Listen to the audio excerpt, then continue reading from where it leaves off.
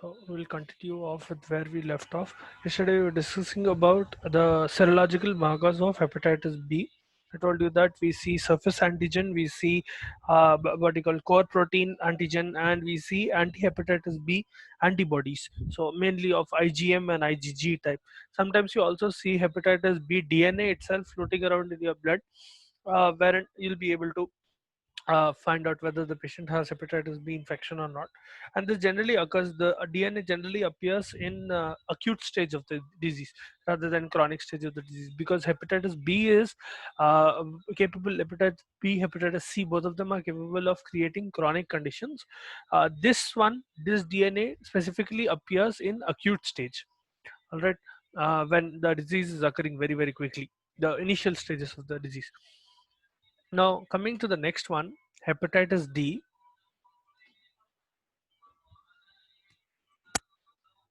Now, hepatitis D is slightly special because this fellow will not occur as such, meaning it will not occur alone. It needs the help of hepatitis B. Okay, in the sense that let's suppose uh, there is a hepatic cell, okay, and this cell is getting infected with hepatitis B first, okay, and let's suppose hepatitis B comes in, the cell is already infected with hepatitis B virus, they are dividing, all of that is happening. And eventually what happens is, on this hepatitis D occurs. So in a cell which is already infected with hepatitis B, hepatitis D virus is occurring again. So in this patient, what will happen is, in the serum or in the hepatocyte, you'll be able to see both hepatitis B and hepatitis D virus. Okay, this what you call occurrence is called superinfection. Infection on infection. This is called superinfection. Okay, I hope you're following along. Okay, I'll repeat once again. Let's suppose we have a hepatic cell which is initially getting affected with hepatitis B. Okay, and it has been affected here. Eventually what will happen is, when the patient still has hepatitis B, they will what you call contract hepatitis D. This will be a super infection because the patient already has an infection, and out of that they are getting another infection, a different kind of virus. That is a super infection, wherein the patient will end up with both hepatitis B and D, hepatitis B and D virus. Another way in which hepatitis D can occur is, let's suppose I have another hepatocyte. This time hepatitis B and hepatitis D occur together, meaning at the same time they will attack the patient. Okay, or they will basically invade the patient's hepatocytes, and they will invade the body and create an infection. In the end it will cause the same thing, but this occurrence, this way of infecting, is called co-infection. Okay, so hepatitis D can enter your body only with the help of hepatitis B, and that too in the form of either super infection, where it is occurring in a cell which is already infected with hepatitis B, or it is occurring as a co-infection where it will occur together with hepatitis B. Okay, in either way, what ends up happening is, especially in co-infection, in most of the cases, 90% of the cases, the patient will recover and they will get immunity. Okay, it is not as severe in co-infection. In rare cases, particularly the patient might die, or the patient might develop cirrhosis. Okay, long-term problems. We'll discuss what is cirrhosis later on, but the patient might develop cirrhosis. In superinfection, though, most of the cases will end up in cirrhosis. Okay, almost 80% of the cases will end up in cirrhosis, permanent liver damage. All right, that is cirrhosis. 10% will recover, and 10% will have mortality. So 80% is having 80% of patients are ending up with cirrhosis. In the rest 20%, 10 of them will recover, 10% will die. Okay, so that is the progress, or that is the fate of superinfection and co-infection. The markers of HDV that you see in blood, I hope you guys are following along. Please feel free to ask me doubts. Now, the markers of serological markers of HDV specifically, serological markers of HDV. will be hepatitis D antigen. Okay, you see this both on in blood and on hepatocyte. So on the cell surface of the hepatocyte, you'll be able to see the antigen. Other than that, you'll be able to see anti hepatitis D antibody. Okay, this is specifically IgM type initially. Later on, it will become IgG. Okay, IgG will persist throughout your life, giving you immunity. Okay, so these are two markers of HDV that you see. Incubation period for hepatitis D is around 30 to 50 days. All right, and transmission is the same for all hepatitis D, hepatitis B, and hepatitis C. Transmission route is what you call it's syringes, through blood, through intercourse, and all of that. Okay, from mother to child, intimate contact, basically. Now coming to hepatitis E virus. Hepatitis E virus is, though it is not exactly that severe, it causes acute kind of infection. But the problem is that in pregnant women, the mortality rate is very, very high if what you call HEV occurs. So I'll just write it here. Mortality rate is in pregnant women is high. But otherwise, it is a self-limited disease. A normal patient and a normal healthy person, it is a self-limited disease. It will not cause chronic infections as such. It will cause only acute infections. Incubation period will be around 15 to 60 days. Incubation period is 15 to 60 days. All right. The serological markers that you see with this in blood will be anti-HEV antibodies. Okay. You will see both IgG and IgM. Okay, and you'll be able to see HEV RNA. Okay, if you remember, only hepatitis B has DNA. All the other hepatitis viruses have RNA. Okay, so you'll be able to see HEV RNA in this. Okay, those are the two serological markers that you see. Now coming to the next one, which is HCV. Okay, hepatitis C virus is another virus which is capable of chronic disease. To actually, when we talk about chronic disease, it is much more likely to cause what you call persistent infection and chronic disease than HBV as well. HCV and HBV both are capable of causing chronic conditions or chronic hepatitis, but HCV progresses much more quickly to chronic hepatitis. Even though generally hepatitis C is milder than HBV, it has a higher progression rate to chronic hepatitis, meaning more number of patients who are infected with HCV tend to go to chronic than HBV. Okay, let's suppose I have 100 patients of hepatitis B and 100 patients of hepatitis C virus. Maybe 20-30 patients of hepatitis B might go to chronic hepatitis. Okay, HCV on the hand will be much more higher, maybe 50-60%, 50-60 people out of 100 might what do you call incur, or they might get infected with chronic hepatitis, or their acute stage might develop into chronic, progress to chronic. Okay, so I'll just write that progression to chronic infection and persistence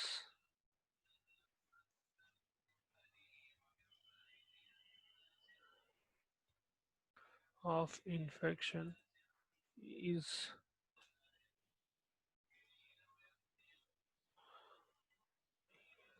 more than HBV. All right, and that is something special about HCV. Now, as such, most patients who tend to get chronic infections, they will develop cirrhosis within a few years. Almost within 5 to 10 years, patients who have been infected with chronic hepatitis C virus, they will develop cirrhosis. So this can be a little more dangerous compared to HBV in some senses. Now, serological markers for HCV will include anti-HCV antibody, okay, especially IgG. You'll see mainly IgG type of antibodies, and you'll be able to see HCV RNA. Okay, these two are the serological markers that you see.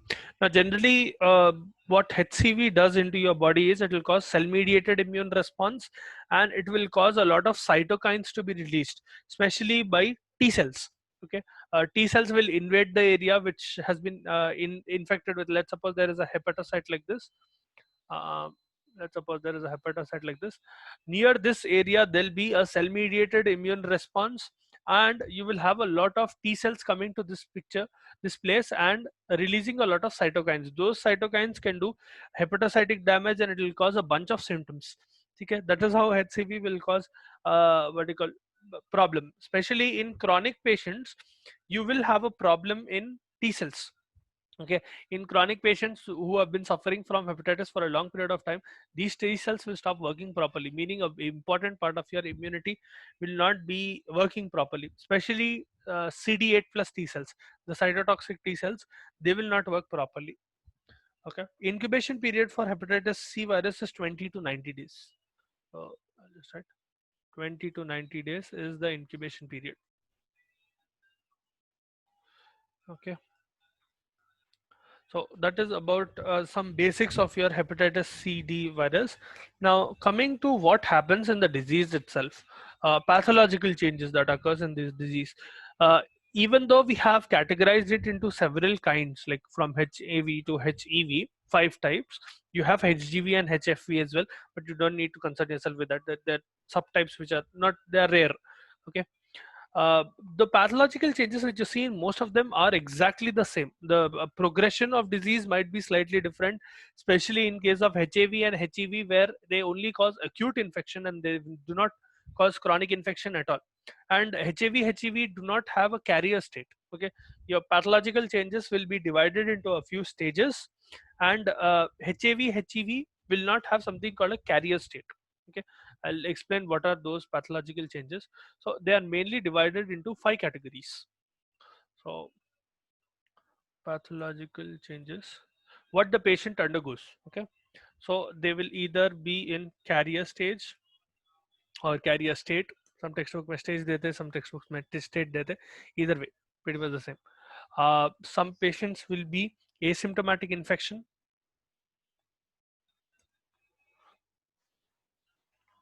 Then comes acute hepatitis. Then comes chronic hepatitis. Okay, then there is a special type of hepatitis called fulminant hepatitis. Now eventually, as hepatitis continues, patients might develop cirrhosis and carcinoma as it goes on, especially for a long period of time. There is a higher chance that chronic hepatitis will lead to carcinoma, or it will lead to cirrhosis, but even fulminant hepatitis can occur.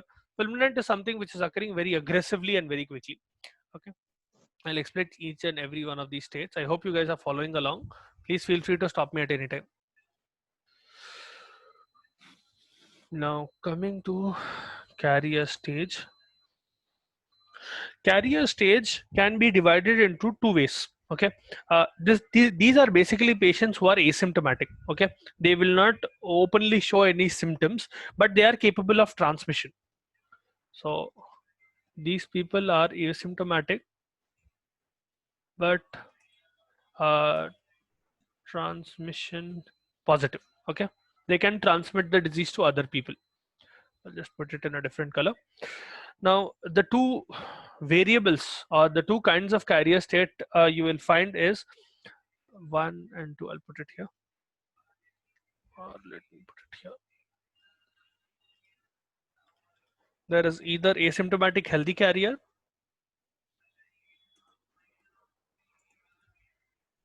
Okay, asymptomatic healthy carriers are those patients who will be able to transmit the disease, but they do not show any ill effects altogether. No problem in their body, but they'll be able to transmit very easily. Most of the patients in the carrier stage will be in this form.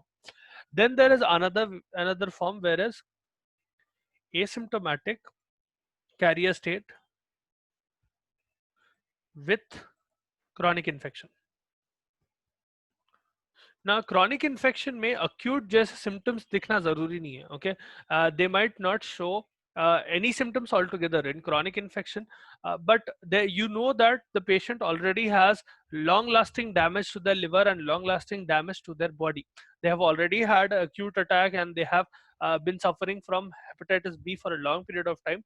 For now, let's suppose they have contracted the disease maybe in 2018. I'm just giving an example. Let's suppose a patient contracted hepatitis in 2018, and by 2020 they have reached a state where they are asymptomatic carrier with chronic infection. That means the patient still has hepatitis virus inside their body. They're simply not showing any symptoms. They are still being affected by hepatitis virus in one way or the other. Their liver will not work properly, though they will not show prominent symptoms. Their liver will not work properly, and there'll be very what do you call, very good grounds for transmission. They can transmit the disease very well. Okay, those are asymptomatic carriers with chronic disease. Now generally patients who get infected at early age, or patients who have impaired immunity, those two factors make a patient very vulnerable to what do you call, hepatitis virus. If someone is getting infected at earlier stage or impaired immunity, in those patients it is easier for the infection to go to chronic rather than in a healthy patient. All right. Now the next stage coming to, I hope you understood this, carrier stage क्या है. Now coming to asymptomatic infection. Asymptomatic infection is a stage in which the patient will not be able to transmit the disease, but their transaminases will be elevated, meaning ALT and AST will be high. Okay, I hope you already know what is ALT and AST. They are very important enzymes of your liver. So the patient cannot transmit.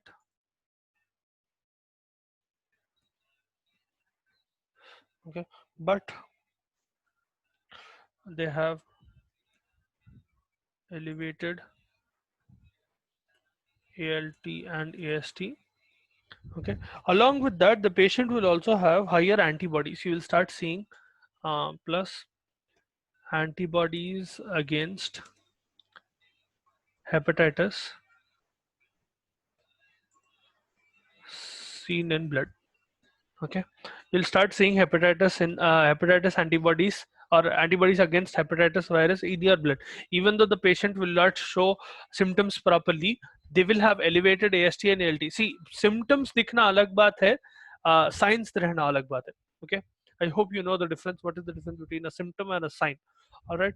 uh, Elevated ALT and AST might not show a significant sign in your body. Only if you perform a test, that is when you'll be able to know. As such the patient will not show any symptom. So by chance maybe you get a patient who is coming for a general checkup and getting a CBC done and all of that, that is when you might find a asymptomatic infective patient. Okay, and as such it is harder to find out carrier state people as well, because they are not showing symptoms. See, until and unless a patient comes to you, it is harder to find a problem in a patient. That is why it is harder to treat carrier state and asymptomatic infection patient, because they don't get detected. All right, very hard to get them detected. Now coming to acute hepatitis. Acute hepatitis basically refers to, it is one of the most common consequences. Okay, almost all of the types of hepatitis virus will have acute hepatitis, or they will end up in acute hepatitis, and it will involve the whole of the liver. Okay, generally all what do you call, all the types of hepatitis A to E will have similar presentation in acute hepatitis. Your acute hepatitis will also have several stages, and what do you call, all the different types of hepatitis virus that you see, they will cause acute hepatitis in a similar way. All right. Now when we were talking about infectious about incubation period, another point that you need to remember is that patients who are at the end of their incubation period, so for example for hepatitis A virus, the incubation period is 15 to 45 days, meaning in during the last stages, last 5 days, last 10 days, during that period of time, it is very likely that they will transmit it to other people, in the sense that their infectivity is highest during the end of their incubation period. Okay, now acute hepatitis will be divided into incubation period. Okay, we already went through what are the different incubation periods for each virus. Then we have something called pre-ecteric phase. Okay, what is pre-ecteric phase? Icterus का मतलब jaundice है. All right, so this comes right before jaundice. What happens is, let's suppose we have a hepatocyte like this and it is getting infected by one of the virus. Let's suppose it is HIV. ठीक है? The first thing that will happen is these cells will start producing a lot of cytokines. Okay, a lot of inflammatory mediators, especially interleukin 1, interleukin 6. There'll be a proper inflammatory reaction. Okay, TNF alpha, all of these which are secreted from your hepatocyte, they will go to your brain and they will do a few functions. One thing is they will go to your hypothalamus and they will cause fever. Okay, they will cause the production of prostaglandins and they will end up in causing fever. So your pre-ecteric phase is characterized by fever. Okay, these cytokines will also go to your emetic center, the center in your body that controls vomiting and nausea and all of that. What it does is it will stimulate the emetic center, which will cause regurgitation of or feeling of regurgitation in your stomach. Whenever emetic center is stimulated, you will have the urge of vomiting, because of which the patient will have nausea as well as vomiting. And because they are having nausea and vomiting, they will not feel like eating, which is anorexia. Okay, the patient eventually will have fatigue. Because they are not eating, they will eventually have fatigue, and constant fever can also lead to malaise, general what do you call discomfort, and they'll not feel well basically. Okay, sometimes the patient will also have distaste for smoking. They'll lose the proper taste for smoking. This is specifically because hepatotoxins will also affect your what do you call taste centers, and it will see ultimately what happens is, if nausea and vomiting is occurring, let's suppose the patient has elevated amounts of hepatotoxins, and now hepatotoxins क्या है, ये जो virions आते हैं ना, once these viruses have infected you and they are coming out, and they eventually burst open that vertical hepatocyte. Now before bursting open that hepatocytes, these viruses will start producing a lot of proteins and enzymes, which in turn act as toxins itself. For your body it is a toxin. Okay, they will cause a lot of problems. They will cause, now let's suppose some of these are bursting out. What they will do is, let's suppose a virus is coming out like this, your body will start producing antibodies against this. This is acting as an antigen. The virus that came out of your hepatocyte, this will act as an antigen. It can trigger an inflammatory reaction. So this is an antigen. But this virus is very, very strong. It will not die with a normal antibody. Even if you have an antibody that is coming into picture here, let's suppose this is a IgG type of antibody which is being produced by your body in response to these antigens. There will be something called a immune complex form, antigen antibody complex form. It will not be able to kill that virus because the virus is strong enough to resist that antibody. The antibody will not be able to kill the virus, but these antigen antibody complexes will start going to different parts of your body and they will start creating immune damage. Especially they will go to your joints. Okay, and they will cause arthralgia. In some patients even arthritis, but arthralgia is very common. What is arthralgia?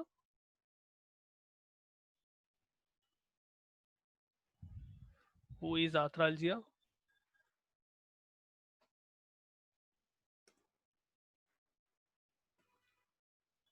Pain in the joints.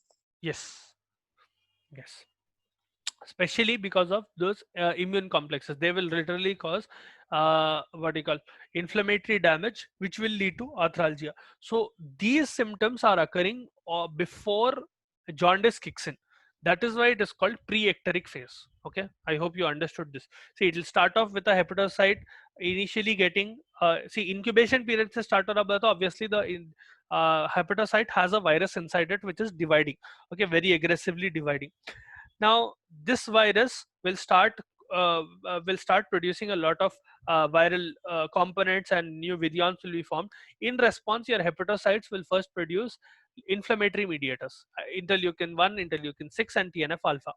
Okay, these will go to your brain and they will cause a set of symptoms that will include fever, that will cause nausea and vomiting, especially by stimulation of your emetic center.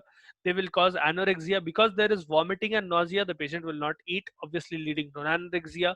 If they're not eating, they will have fatigue, and fever will cause malaise. It is a low grade kind of fever. Okay, a low grade kind of fever that appears before jaundice, especially in hepatitis A. This will appear before jaundice, which is low grade type. Also, in some patients, you will see elevated transaminases, ALT and AST at this stage. Okay? So these are the characteristics of your pre-icteric phase. Now coming to your icteric phase, eventually what happens is your hepatocyte will get damaged to such an extent. Now I'm not telling all the cells of your all the cells of your liver will get infected with the virus at the same time, but it will be at different stages, and maybe let's suppose out of a million cells or so, uh, 10,000 or 20,000 are getting infected. What happens in those 10 20,000 is that they will eventually die. Okay, several of them will die. And now you know that, let's suppose I have a hepatocyte like this. We have hemoglobin here. Okay, hemoglobin locally gets converted into unconjugated bilirubin. Okay, not going to go through all the process, but unconjugated bilirubin. Unconjugated bilirubin is sent to your liver through albumin, and here unconjugated bilirubin will be converted into conjugated bilirubin so that it can be excreted out using a very special enzyme called UGT, uridine glucuronyl transferase. Now what happens is, because that virus has been dividing and it has been proliferating properly, at one point of time it will burst open that hepatocyte, and there will be significant hepatocyte damage wherein the hepatocyte is properly dying. Because of this, what do you think will happen? यहाँ पर all the enzymes of the liver will come out. They will like, it will be a burst of enzymes that is coming out into your blood. You will have elevated amount of unconjugated bilirubin. You will have elevated amount of conjugated bilirubin, more than normal, because whatever was being housed in that hepatocyte, that is also coming out. Okay? And you will have bile salts and bile acids, all of them coming out into your blood. This will directly lead to jaundice. Okay? All of these will go, and they will what do you call, start sticking to your what do you call, sclera, to under your palms, skin, subcutaneous tissue, and you will see yellowish discoloration of the patient, basically indicating jaundice. You will properly have clinical jaundice because there is a lot of bilirubin present in your urine, because यहाँ पर conjugated bilirubin high हो गया. You know, conjugated bilirubin will go to your urine, and it will give, because of bilirubin you will have a slight discoloration of your urine where it is not clear as such, but it is slightly pale in color. Now this conjugated bilirubin, whenever it is increased because of hepatocytic damage, urine color will become very dark. Okay, so some of the symptoms that you see in this is the icteric phase. Okay, icteric phase. So you will see dark urine, you will see clinical jaundice. Okay, other than that, because what do you call, these what do you call, these hepatocytes are dying, and eventually what will happen is the what do you call, bile that is being produced, that will significantly become low. Now if hepatocyte ka kaam kya tha, to secrete bile, to secrete what do you call, to convert unconjugated bilirubin to conjugated bilirubin, and ultimately secrete bile so that it can be excreted out of your bile ducts. यहाँ पर because of hepatocytic damage, you will not see any significant drop in the amount of bile that is being produced. Because bile level decreases, it will also cause decrease in stercobilin. Okay, now stercobilin kya hai? Stercobilin is a pigment that is present in your stools. Okay, whenever you have decreased amount of bile, you will have low amounts of urobilinogen. Low amounts of urobilinogen will lead to decreased amount of stercobilin. Because of that, stools will become discolored. You will have clay colored stools. They are also called acholic stools. Okay, so clay colored stools will be, you'll be able to see. Another thing, these bile salts and bile acids, whenever they get lodged into your, under your skin, even your conjugated bilirubin, they tend to cause itching. So the patient will have pruritus. All right. and the patient will have weight loss. Because of all of these, you will have a lot of nausea, which will cause weight loss, abdominal discomfort, and the part of your liver which is getting affected, technically your whole liver, it will get inflamed. Okay, because there is so much inflammatory damage, it will literally get inflamed, it will increase in size, leading to hepatomegaly. Okay, so another symptom of icteric phase will be hepatomegaly, wherein the size of the liver will increase because of damage, and you will see a lot of elevation in LFT enzymes, in the sense that you will see serum bilirubin going up, transaminases going up, alkaline phosphate going up.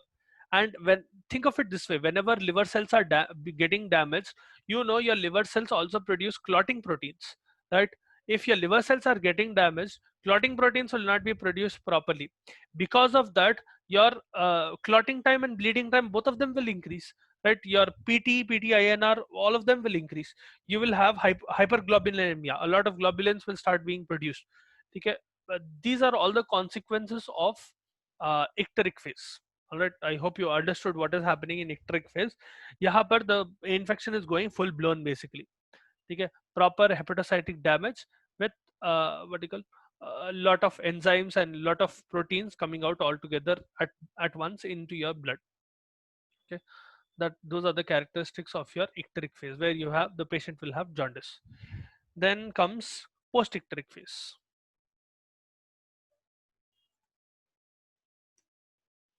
Now, post-icteric phase is a phase of clinical recovery. This will last for around 2 to 12 weeks. Now, the recovery is prolonged in case of hepatitis B and hepatitis D. Uh, this is generally 2 to 12 weeks.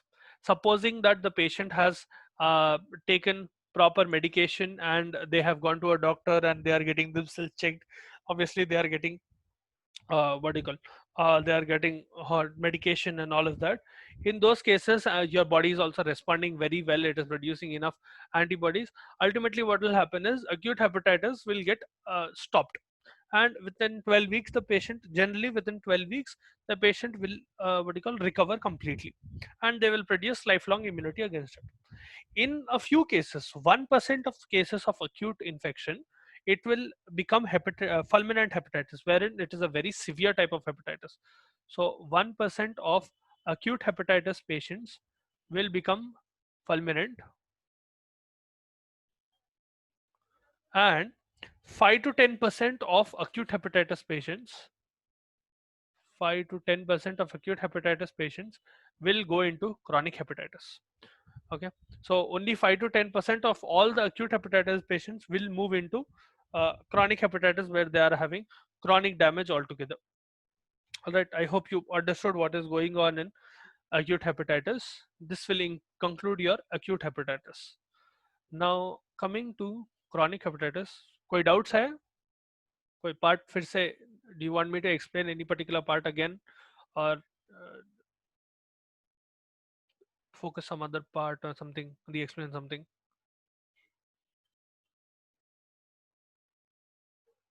Okay, coming to chronic hepatitis, you can put in the chart as well if you're not understanding, if you're not able to use your microphone. Now coming to chronic hepatitis is defined as a continuing and relapsing hepatitis, in the sense that this will go on way beyond acute hepatitis. Now out of, let's suppose 100 patients are getting infected with hepatitis, almost out of 100, 5 to 10 patients, so that is 5 to 10%, 5 to 10 patients out of 100 hepatitis patients will develop chronic hepatitis. Okay, in chronic hepatitis, the patient will have continuing and relapsing hepatitis, in the sense that it will seem as if the patient has recovered, but it will not be complete recovery. After a few days or after a few months, the patient will again show the symptoms of hepatitis. Generally, it will happen over a period of 6 months. Okay, with symptoms, with biochemical and serological evidence being seen, in the sense that you will see a lot of inflammatory damage. Again, you will see all of the LFT being deranged, you will see all of the enzymes of your LFT, it will again spike up. So chronic hepatitis kaisa rehta? Let's suppose acute was going like this, it peaked at one point and it got decreased, but it will not completely go down. For some time it will go down, then again it will peak. So this is chronic hepatitis, okay, with acute attacks in between. In between, continuously the patient has not recovered altogether. Let's suppose recovery line is here, okay. Let's suppose recovery line is here. They are never coming back to normal. It is just that their symptoms have become milder. Then again, what do you call? There has been some exacerbation, and the patient is growing into an acute attack. Okay, that is chronic hepatitis. Now, this is basically a result of either hepatitis B, hepatitis C, or it can be a combination of hepatitis B and D, wherein it is either causing super infection or co-infection. As I told you earlier, it is more likely that what do you call, this fella will cause super infection. Your your uh, sorry, your super infection has more chance of leading to chronic infection and leading to cirrhosis than co-infection. In case of co-infection, mostly the patients will recover. Rarely the patient will develop cirrhosis and chronic hepatitis and all of that. Mostly in super infection, the patient will develop chronic hepatitis and eventually go into cirrhosis and all of that. Okay, the vulnerability of the patient in viral hepatitis, especially that which is having chronic hepatitis, uh, they will have impaired immunity. And generally you see chronic hepatitis either in patients who have very poor immunity, or patients who have pre-existing liver damage. So let's suppose someone was an alcoholic or something like that, and they have hepatitis. Or it can be in very young patients or very old patients, so extremes of age. Those patients will generally develop chronic hepatitis, and it is much more harder to resolve chronic hepatitis. Generally HIV and HEV will not lead to chronic infections, only HBV, HCV, or HDV with HBV. So these three can cause chronic hepatitis. All right. Symptomology will be similar. You will have a lot of inflammatory damage. You will have a lot of necrosis occurring in that area. The same as post what do you call, how it happened in your acute infection when hepatomegaly occurred. Whenever hepatomegaly occurs, even in acute infection, what ends up happening is, because of severe inflammatory damage, you will see ultimately degeneration of several types. You will see what do you call, eosinophils entering into your, mainly because eosinophils enter your hepatocytes. That is why your liver will swell up. Okay, that is why you are having hepatomegaly. You will have necrosis in several areas. You will have several areas where hepatocytes are completely dying, and there will be patches of necrosis. Okay, you will have Kupffer cells which are undergoing hyperplasia. And the general now, if you remember your liver, there is a certain pattern in which your hepatocytes are arranged, okay, around your portal vein and around your central vein. Now that arrangement will get disturbed severely, okay, especially in case of chronic hepatitis. And when the disease is becoming more and more stronger, that is when, because of extensive damage, ultimately what happens is, as damage keeps on occurring and recovery keeps on occurring, at one point of time that recovery will be improper. Okay, it will lead to disarrangement of what do you call, or basically the arrangement of those hepatocytes will be lost. They'll not be in proper alignment anymore. So those are some things that will be repeated in chronic hepatitis as well. Okay, tomorrow we'll discuss about fulminant hepatitis, and with that we'll complete our hepatitis topic.